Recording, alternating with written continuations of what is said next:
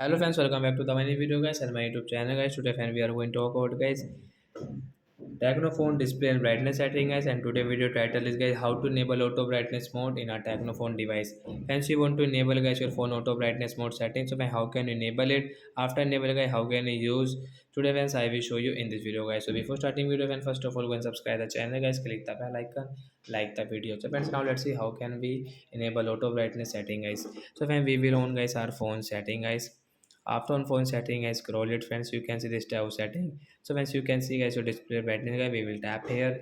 Friends, you can see adaptive brightness means guys your auto brightness guys, you can enable from here right side icon. After enable guys, come back. Friends, you can see guys your brightness will decrease and increase automatic according to your environment guys.